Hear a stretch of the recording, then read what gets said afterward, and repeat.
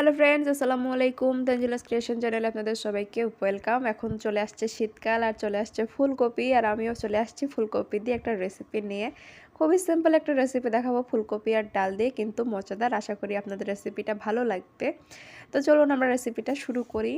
তো প্রথমে আমি যেটা করেছি, ডালটাকে সেদ্ধ করতে বসাই দিয়েছি নুন হলুদ দিয়ে।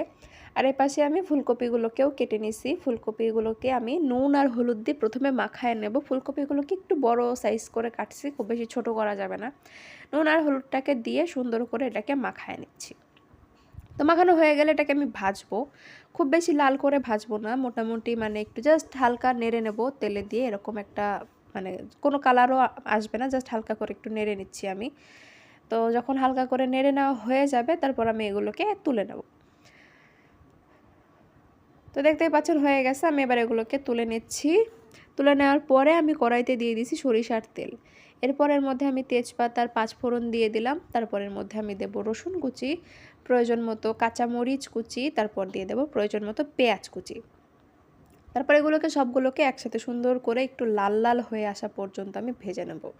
সুন্দর একটা কালার চলে আসবে, ততক্ষণ পর্যন্ত ভাজতে হবে।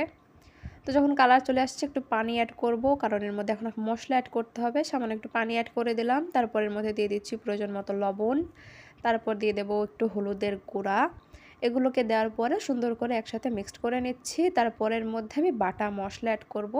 সামান্য একটু পেঁয়াজের বাটা দিচ্ছি, সামান্য একটু রসুন বাটা, সামান্য একটু আদা বাটা, আর খুব সামান্য একটু শুকনো মরিচ বাটা অ্যাড করব।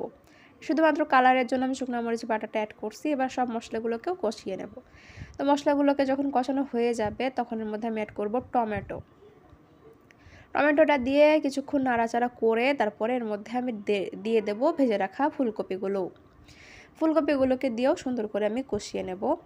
তো দিয়ে দিলাম। এবার সুন্দরভাবে একটু কষিয়ে নিচ্ছি। কষানোর সময় সামান্য একটু পানি অ্যাড করব আমি, খুবই সামান্য পানি দিয়ে একটু সুন্দরভাবে মশলার সাথে ফুলকপি টমেটোগুলোকে কষিয়ে নেব। তো যখন সব কিছুকে সুন্দরভাবে একটু কষানো হয়ে যাবে, তারপরে আমি এর মধ্যে দিয়ে দেব সেদ্ধ করে রাখা ডালটাকে আমি দিয়ে দিলাম। এর মধ্যে দিয়ে দেওয়ার পর এটাকে একটু সুন্দরভাবে সব কিছু একসাথে ভালোভাবে মিশিয়ে নিচ্ছি। মিশিয়ে নেওয়া হয়ে গেলে আমি এটাকে ঢাকনা দিয়ে দেব ফুলকপিগুলোকে ভালোভাবে সেদ্ধ হওয়া পর্যন্ত। তো কিছু ঢাকনা দিয়ে বেশ কিছুক্ষণ রেখেছি, মানে ফুটিয়ে নিছি। ফুলকপিগুলো সেদ্ধ হয়ে যাবে সেই সময় এই ঢাকনাটাকে তুললাম আর কি। তো অলমোস্ট হয়ে গেছে আমার রান্নাটা। জাস্ট একটু জিরের গুঁড়া দিয়ে দিচ্ছি এর মধ্যে। তো সব কিছু দেওয়া কমপ্লিট, একদম পারফেক্টলি হয়ে গেছে আমার রান্নাটা। এবার আমি এটাকে সার্ভ করব, সার্ভ করে শেয়ার করছি। তো দেখুন, আমার ফুলকপি দিয়ে ডালের একটা সুন্দর রেসিপি কিন্তু হয়ে গেছে। আপনারা বাড়িতে এই রেসিপিটা অবশ্যই একবার ট্রাই করবেন। আশা করি আপনাদের সবারও ভালো লাগবে। তো এই রেসিপিটা কেমন লেগেছে সেটাও আপনারা আমাকে কমেন্টে জানাবেন। ভালো লাগলে লাইক করবেন, শেয়ার করবেন, আমার চ্যানেলটি সাবস্ক্রাইব করবেন এরকম আরও অনেক ভিডিও পাওয়ার জন্য। তো সবাই ভালো থাকবেন, সুস্থ থাকবেন, সাবধানে থাকবেন। আজকে এই পর্যন্তই। Bye bye.